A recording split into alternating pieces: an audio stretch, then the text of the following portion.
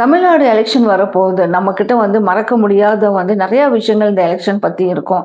அதுல 2 மெயினான திங். ஒண்ணு பார்த்தீங்கன்னா, உடைக்க முடியாத ஒரு ரெக்கார்ட் ஒண்ணு நடந்திருக்கும். 2வது மறக்க முடியாத ஒரு வெற்றி நடந்திருக்கும். ஃபர்ஸ்ட் எடுத்தோம்னா 1991 அசம்பிளி எலெக்ஷன். இப்போ 1991 எலெக்ஷன் ஒன்று முக்கால்வாசி பேருக்கு ஞாபகம் வந்திருக்குமே, தி கிரேட் பர்சனாலிட்டி ஜெயலலிதா அவர்கள். இந்த எலெக்ஷன் தான் இந்த பர்சனாலிட்டியை இந்த வேர்ல்டுக்கு இன்ட்ரடியூஸ் பண்ணி வச்சது. இவங்க 2 கான்ஸ்டியூஷன்ல போட்டி போடுறாங்க. ஒன்று பர்கூர், அடுத்தது காங்கேயம். ஹைலைட்டான விஷயம் என்னன்னா, 2த்துலையுமே இவங்க ஜெயிச்சிடுறாங்க. பதவி ஏற்றக்கப்புறம் இவங்க காங்கேயம்ன்றத ரிசைன் பண்ணிடுறாங்க, பர்கூரை ரிட்டைன் பண்ணிக்கிறாங்க. இந்த வேக்கன்சியை யாரால நிரப்பப்பட்டதுன்னா ஆர்.எம். வீரப்பன். இவர் சீனியர் லீடர் ஆஃப் ஏஐஏடிஎம்கே.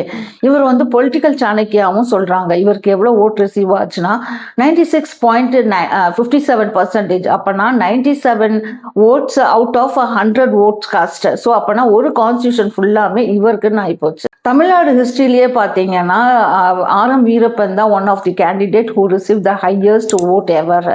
இவருக்கு ஆப்போசிட் யாரு நின்றுருக்காங்கன்னு பார்த்தீங்கன்னா சிஎஸ் அருணாச்சலம். அவர் பார்த்தீங்கன்னா 1.05% ஓட்டு தான் ரிசீவ் பண்ணி தோத்து போயிட்டாரு. இது huge margin of vote receive ஆனால் ஜெயிக்கப்பட்டது.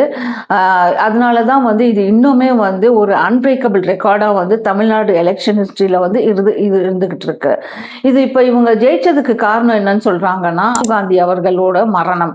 அவங்களோட மரணம் பார்த்தீங்கன்னா ஒரு ஃபேவரபிளான என்வரான்மெண்ட்டை ஏஐஏடிஎம்கே பார்ட்டிக்கு கிரியேட் பண்ணி கொடுத்துருக்கு. இந்த பை எலெக்ஷன் பார்த்தீங்கன்னா ஏஐஏடிஎம்கே பார்ட்டிக்குள்ளார உள்ள இன்டர்னல் பவர் ஸ்ட்ரகிளை இது ஒரு முடிவுக்கு கொண்டாடுறது.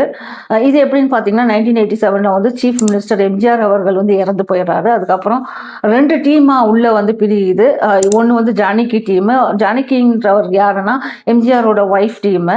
அடுத்தது பார்த்தீங்கன்னா ஜெயலலிதா டீம். ஜானகி டீமுக்கு தான் ஆர்.எம். வீரப்பன் சப்போர்ட் பண்ணுறாரு. அதுக்கப்புறம் அவர் ஜெயலலிதாவுக்கு பொலிட்டிக்கல் சேலஞ்சஸ் போஸ்ட் பண்ணுறாங்க. 1989 பார்த்தீங்கன்னா அசம்பிளி எலெக்ஷனில் பார்த்தீங்கன்னா ஜானகி டீம் தோத்து போயிடுது. அப்புறம் ஜெயலலிதா அஸ் அ லீடராக உள்ள என்டர் ஆகிறாங்க. ஸோ இப்படி அவங்களுக்குள்ளார உள்ள இன்டர்னல் பவர் ஸ்ட்ரகிள் ஒரு முடிவுக்கு வருது. 2வது அன்ஃபர்கட்டபிள் விக்ட்ரி எதை சொல்கிறாங்கன்னா, இது ஒரு ஹிஸ்டாரிக் ஈவெண்ட் தான். இந்த பார்ட்டி எலெக்ஷனில் 84 மோர் தென் 84% ஆஃப் ஓட்ஸ் இன்ன கான்ஸ்டியூவன்சி. இதனால என்ன ஆகுதுன்னா, ஆப்போனன்ட் பார்ட்டிஸ் இருக்குல்ல, அவங்க அவங்களோட எல்லா டெபாசிட்டும் இழக்கிறாங்க. இந்த இன்சிடென்ட் எப்போ நடக்குதுன்னா 2015 நடக்குது. ஜெயலலிதா அவர்கள் மேலே அசட் கேஸ் நடக்குது. அதுக்கப்புறமும் அவங்க சீஃப் மினிஸ்டராக தான் ரிட்டர்ன் ஆகிறாங்க. ஏன்னா அவங்க ரீஎலெக்ட் பண்ணப்படுறாங்க. ராதாகிருஷ்ண நகரில் நிற்கிறாங்க. இது எங்கே இருக்குன்னா வட சென்னையில் இருக்குது, தட் இஸ் நார்த் சென்னை. அங்கே அவங்க 84.18% ஆஃப் ஓட்டை அவங்க ரிசீவ் பண்ணி ஜெயிக்கிறாங்க. இதை பற்றி உங்களுக்கு வேற ஏதாச்சும் தகவல் தெரிஞ்சிச்சுன்னா கண்டிப்பாக கமெண்ட்ல ஷேர் பண்ணுங்க, நாங்களும் தெரிஞ்சுக்கிறோம். இந்த மாதிரி சின்ன சின்ன தகவலுக்கு என்னுடைய சேனலை சப்ஸ்கிரைப் பண்ணிக்கோங்க.